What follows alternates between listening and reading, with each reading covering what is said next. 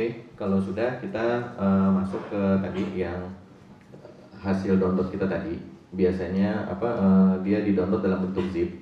Nah, jadi di sini kita akan unzip ya, unzip. Di sini ada foldernya.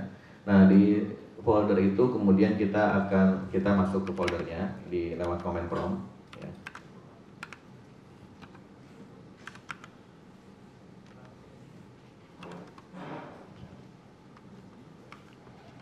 Nah, kemudian di sini kita jalankan dulu npm clean package ya, supaya dia terdownload library-nya. Biasanya kalau kita baru sekali mengenerate project, dia belum ada library-nya di lokal, jadi kita harus download dulu ya.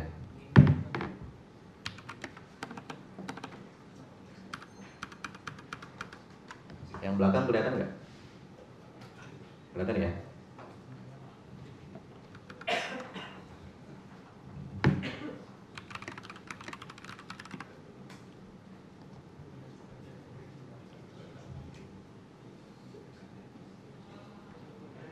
Nah, ini dia akan download dulu ya, download dulu dari mapper sentralnya. Oke, nah ini kita biarin aja dulu, kita tinggal dulu ya.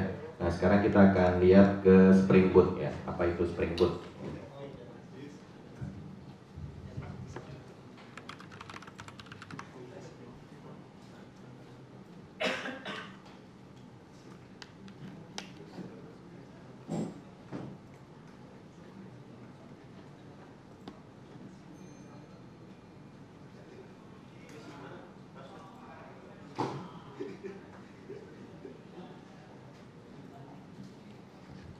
Oke, kita masuk ke websitenya.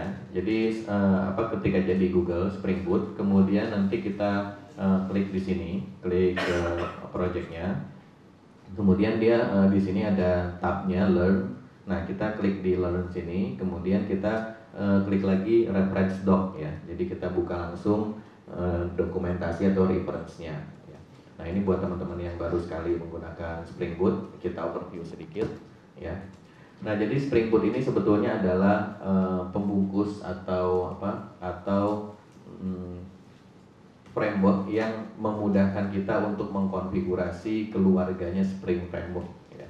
Nah, jadi kalau kita back lagi tadi, ya. Nah, kalau kita lihat di sini, ini keluarganya Spring ini banyak sekali. Ada Spring Framework, ada Spring Cloud, ada Spring Data, ada Spring Security, ya. Ada banyak sekali di sini keluarganya. Nah, jadi kalau kita pakai secara manual, maka di sini kita harus menyambung-nyambungkan komponen-komponennya satu persatu. Ya. Nah, kemudian selain Spring Framework, biasanya yang kita gunakan adalah juga Hibernate. Ya. Biasanya yang paling mainstream, yang orang-orang biasanya pakai itu namanya Hibernate. Ini untuk memudahkan kita untuk mengakses database supaya nggak usah lagi menulis SQL query secara manual. Nah, ini yang saya bilang tidak usah menulis ya, bukan berarti tidak harus mengerti ya, tidak perlu mengerti enggak. Jadi artinya tetap kita butuh untuk paham SQL, tapi untuk yang sering kita lakukan itu nggak usah diketik lagi gitu. Jadi nggak usah insert, nggak usah bikin update gitu ya. Kan misalnya kita punya tabelnya ada 10 kolom, itu kan kalau kita nulis SQL buat insertnya kan lumayan ya. Insert into nama tabelnya dalam kurung, kemudian kolomnya kita sebutkan satu-satu gitu kan ya. Kemudian nanti baru masukin parameternya. Nah, itu SQL-nya itu nggak usah lagi kita ketik ya. Jadi itu menggunakan Hibernate ya. Nah, jadi ini Hibernate adalah salah satu library yang sering kita gunakan ya. Nah, jadi di Hibernate ini nanti kita tidak perlu lagi membuat SQL ya. Kemudian nanti kita cukup mapping skema database-nya ke dalam ke Java class gitu. Nah, kemudian selain itu yang kita pakai juga adalah tools untuk database migration yang biasa kita pakai Flyway. Oh, tadi Flyway-nya lupa ditambahin, nggak apa-apa, nanti kita tambahin manual. Nah, jadi ada Flyway DB, ini yang biasa saya pakai. Selain Flyway ada saingannya namanya Liquibase ya. Jadi Liquibase itu sama untuk generate skema database sebetulnya. Nah, di sini kita nanti juga akan pakai ini. Tapi tadi kita tidak menambahkan dependensinya, sehingga nanti kita akan tambahkan lagi ya. Nah kemudian selain itu library lain yang kita pakai adalah JPA. Nah, kemudian TimeLib, satu lagi ya, TimeLib. Nah TimeLib ini gunanya untuk membuat template HTML ya. Nah ini TimeLib, kita masuk aja ke dokumentasinya. Nah nanti ini kita pakai untuk membuat HTML nih. Misalnya contohnya kita mau bikin looping buat tabel gitu ya. Nah iteration kita menggunakan THX. Nah nanti seperti ini. Nah di sini ada tag ini THX, ini adalah tagnya si TimeLib. Ini kita overview aja dulu, karena nanti waktu cara pakainya detailnya nanti kita akan bahas waktu kita bikin aplikasi ya. Kemudian Flyway, TimeLib. Nah kemudian si TimeLib ini dia punya tambahan atau add-on namanya TimeLib Layout Dialog ya. TimeLib Layout Dialog, dialog ya. Nah jadi ini gunanya untuk kalau kita mau bikin themes atau template ya. Template maksudnya ada headernya, ada footernya seperti itu ya. Nah di sini cara pemakaiannya di sini ya. Nah, jadi di sini kita bisa pakai layout. Nah, di sini ada ininya. Nah, di sini ada, dia bilang di sini section layout fragment ya. Nah, ini nanti dia akan menginclude halaman HTML yang lain supaya kita tidak perlu melakukan copy paste header dan footer di setiap page nantinya ya. Seperti itu. Oke. Nah, kira-kira ini yang kita mau pakai ya. Nah sekarang kita akan siapkan dulu database lokal karena ini kalau kita coba tes tadi udah selesai belum? Ini build failure. Nah ini dia sudah selesai tadi mendownloadnya ya. Cuma di sini dia error. Kenapa errornya? Dia bilang di sini error creating bin with name data source. Jadi artinya dia waktu mau jalan dia mau bikin koneksi database terus kemudian dia gagal ya. Fail to determine suitable driver class ya. Jadi tidak bisa, dia nggak tahu dia harus koneksi ke database merek apa, kemudian ada di mana dia nggak tahu ya. Nah jadi seperti ini. Jadi di sini kita harus bisa baca pesan errornya. Nah di sini pesan errornya keywordnya adalah ini, error creating bin with name data source. Artinya dia gagal koneksi ke database. Nah jadi di sini kita setelah kita generate project, yang pertama adalah kita yang penting projectnya bisa run dulu ya, bisa kita browse dulu ya.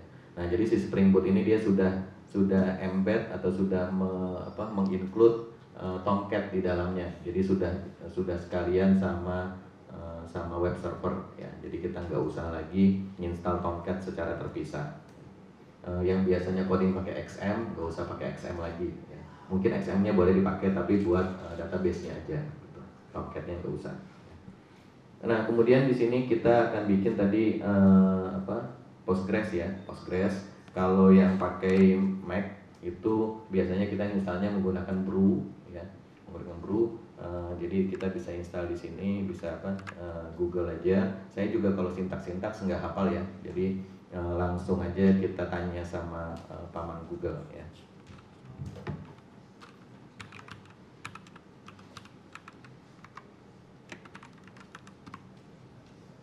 Nah, jadi keywordnya macOS, PostgreSQL, Brew. Nah, kemudian di sini kita lihat ini artikel tahun 2012, jangan diklik ya. Kemudian di sini 2019, nah ini oke, nggak apa-apa kita klik. Tapi ini paling atas, boleh juga kita klik. Ya. Jadi cara coding zaman now itu seperti ini. Jadi jangan dihafalin ya sintaksnya ya, karena bisa aja dia berubah gitu kan. Nah, di sini mana ya?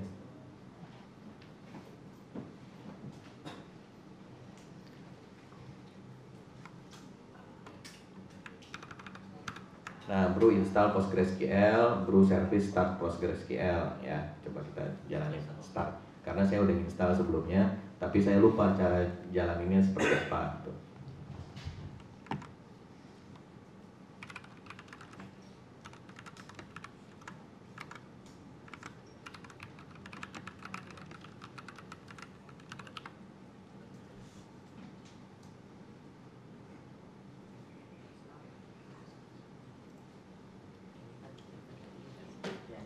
Yang pakai Windows biasanya ada ininya ya, dia langsung register jadi service otomatis start ya. Kemudian kalau yang mau pakai GUI bisa pakai apa namanya, bisa pakai apa PG-admin, atau kalau yang pakai IDEA bisa langsung di browse dengan lewat IDEA-nya gitu. Kalau saya biasanya command line aja lebih powerful ya. Nah, dia bilang successfully started PostgreSQL. Nah, kemudian di sini langkah pertama kita bikin user dulu, user sama password untuk connect ke database ya. Jadi di sini misalnya tadi apa, aplikasi registrasi ya, registrasi. Jadi kita bikin aja misalnya bebas lah nama usernya apa gitu ya.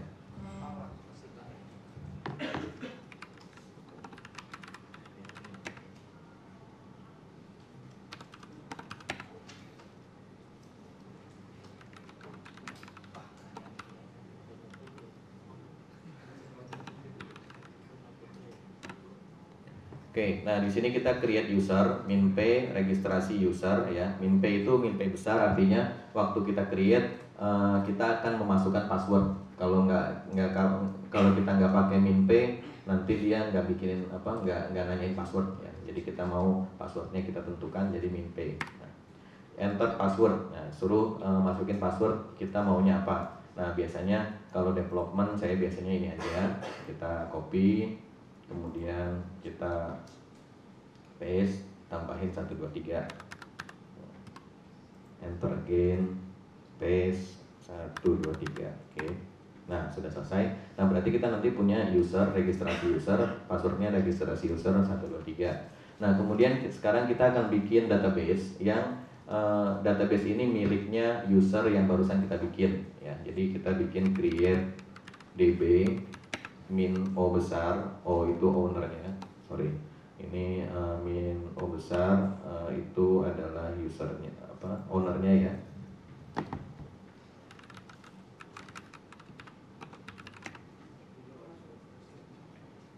Kemudian diikuti dengan nama database-nya, misalnya kita bikin registrasi DB. Oke, nah dia udah bikin. Kalau mau apa, mau coba connect, kita bisa connect menggunakan ini juga bisa PSQL min u, username-nya tadi registrasi user ya.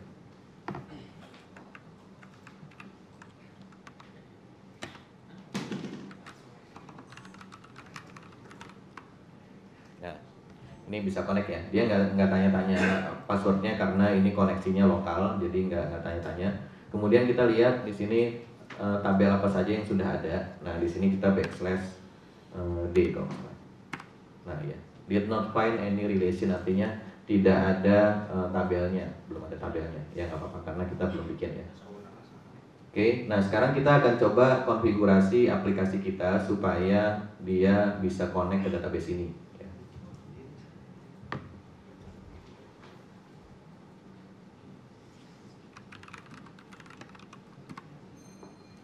Editor apa aja bisa ya. Ini saya pakai IDEA. Kalau mau pakai NetBeans juga boleh. Kalau mau pakai Eclipse juga boleh. Pakai Visual Studio Code juga bisa. Cuman saya terakhir pakai itu kurang stabil ya. Artinya nggak bisa import otomatis.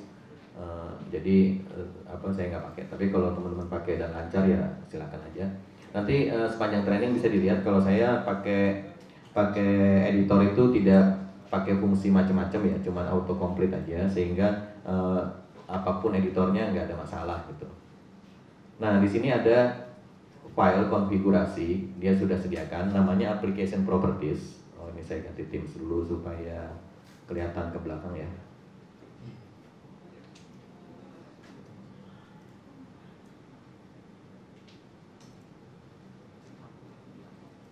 Ada yang masalah tinggal angkat tangan aja.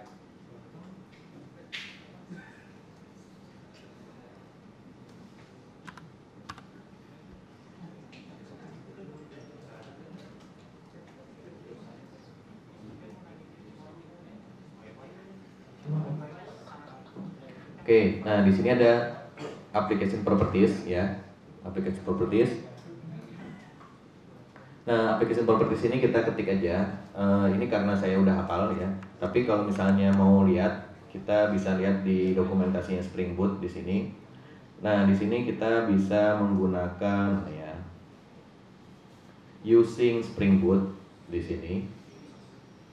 Klik aja yang mana aja boleh lah. Soalnya nanti juga di sebelah kiri ada table of contentnya ya. Nah, kemudian di sini kita mana ya?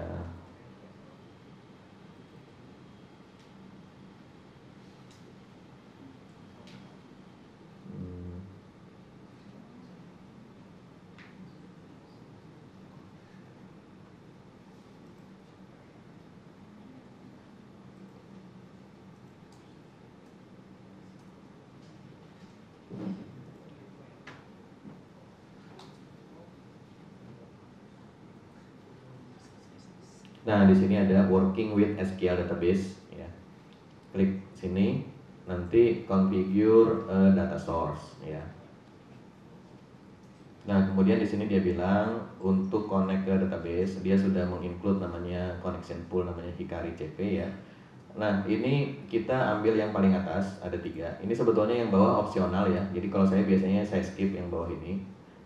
Di sini dia bilang you often do not need to specify driver class name. Jadi nggak usah dipasang, nggak apa-apa, karena Spring Boot bisa menebak sendiri ya dari URL-nya. Ya, ini kan kalau di sini di atas URL-nya ada apa?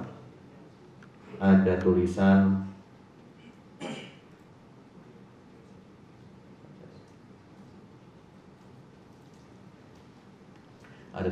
JDBC.2 MySQL kan gitu ya. Nah, jadi dia bisa nebak, oh ini database-nya MySQL. Jadi ini nggak usah disebutkan lagi. Nah, ini kita copy aja 3 baris pertama, copy. Kemudian kita pasang di sini ya. Nah, ini kita edit aja. Ini kan tadi kita menggunakan Postgres ya. Jadi kita ganti PostgreSQL.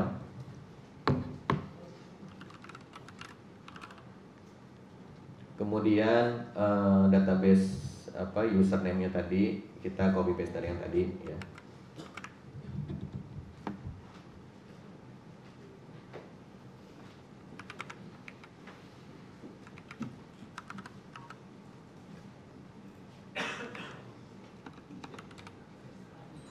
Nah, ini ya, nama database registrasi DB, username-nya ini, password-nya ini. Oke, sekarang kita save. Setelah save kita coba tes lagi ya. Jadi kalau saya biasanya coding dikit-dikit aja, habis di tes dicoba, dites diedit dicoba gitu ya. Jadi nggak nunggu banyak, supaya kalau ada error juga kita tahu errornya di bagian mana gitu.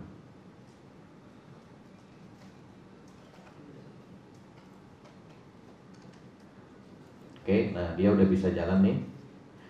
Ini bisa kita run ya, bisa kita run. Nanti komennya ini dia masih download lagi karena dia mau package ya.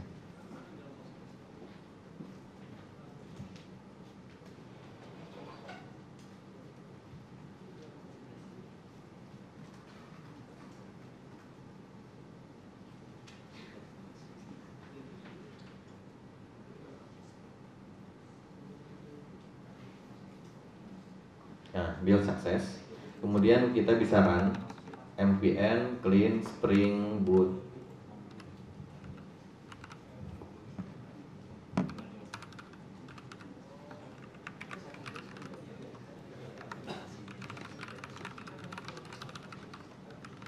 Nah, komennya ini npm clean spring boot .2 run.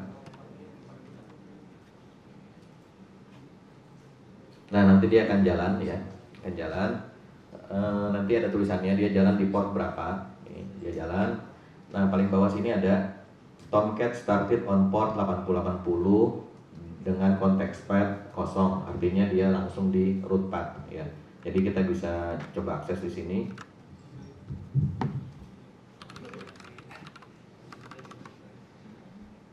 Nah, ini jalan ya. Ini walaupun white label error page, artinya dia sudah merespon gitu.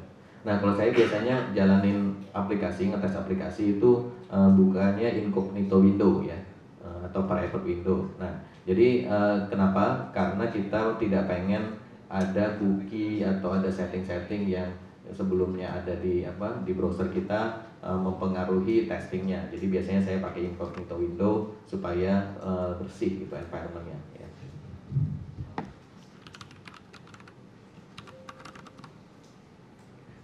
Nah ini sudah ada ya jalan. Ini artinya kan dia merespon mengeluarkan tulisan ya. Kalau misalnya sama sekali nggak jalan, ya ini kita matiin aja, kita refresh. Ya nanti dia bilang nggak bisa ya, localhost refuse to connect, jadi nggak ada apa-apa yang jalan di port 8080.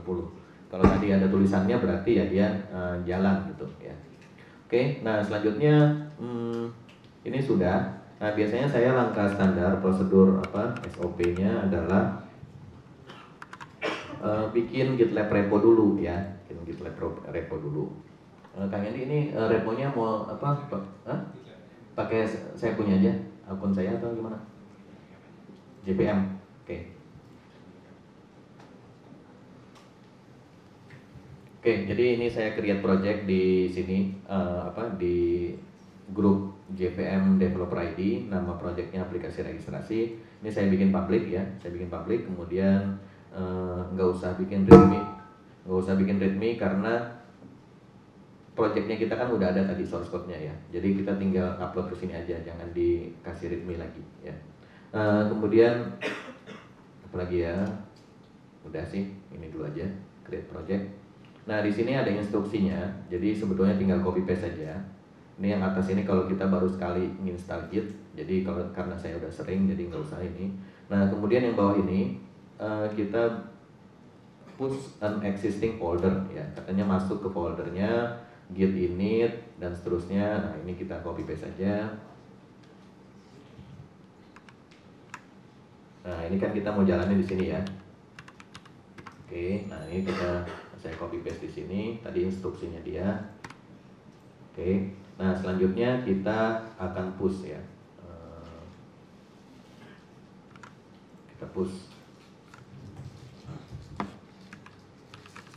git push.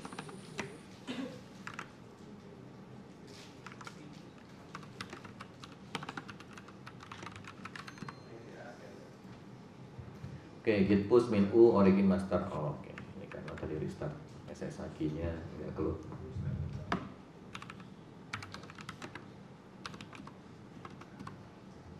Oke, ini sudah di push ke sini ya. Oh, rejected.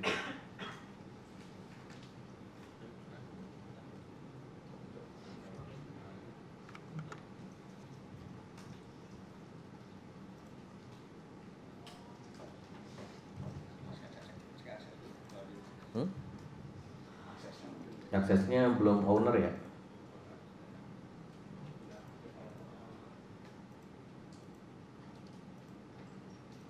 Nih aksesnya developer, naikin dong maintainer. Oke, udah belum? Coba refresh. Oke, siap. Nah ini kalau repo sendiri nggak akan ada masalah ini ya. Ini karena reponya repo group, jadi oke. Ini sudah masuk ke GitLab repo. Nah jadi di sini sudah bisa di browse ya, sudah bisa di browse. Source code-nya sudah ada di sini ya. Nah sudah di sini. Oke, nah setup projectnya seperti itu. Kalau saya biasanya setup project ya benar-benar sampai dia naik ke sini, naik ke GitLab ya, source code-nya, sehingga orang lain bisa ikut berkontribusi ya. Nah sebelum dicoba, ini saya tambahkan dulu sedikit adalah readme-nya ya. Saya tambahkan readme, tadi komen-komen yang kita pakai saya pasang di sini supaya tinggal di copy paste ya.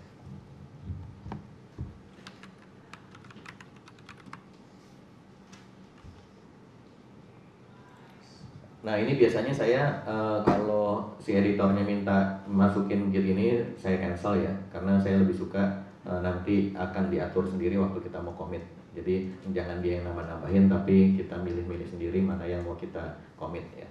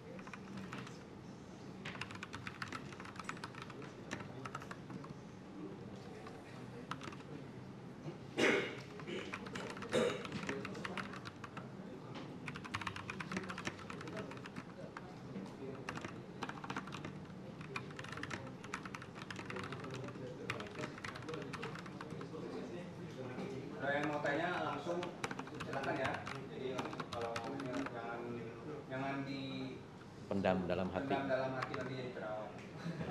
Langsung aja ungkapkan.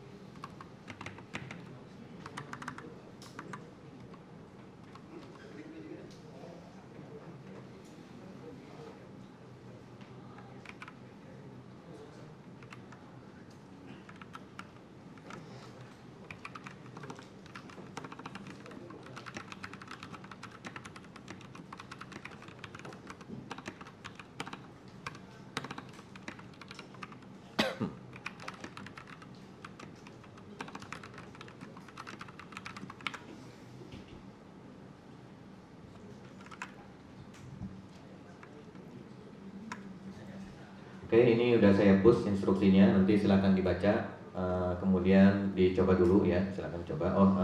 Sebelumnya kalau yang mau lewat ini editor bisa juga. Ini di NetBeans ada, di IDEA juga bisa. Nah, di sini ada database, kita tambahkan aja data source, kemudian PostgreSQL. Community Pak itu Pak. Hah? Community nggak ada? Nggak ada. Oh, nggak usah, kita skip aja kalau gitu. Pakai PG admin aja ya. PG admin saya nggak install, jadi ya silakan kalau mau dicoba. Nanti kalau error angkat tangan aja, nanti kita bantu ya. Oke, silakan dicoba dulu.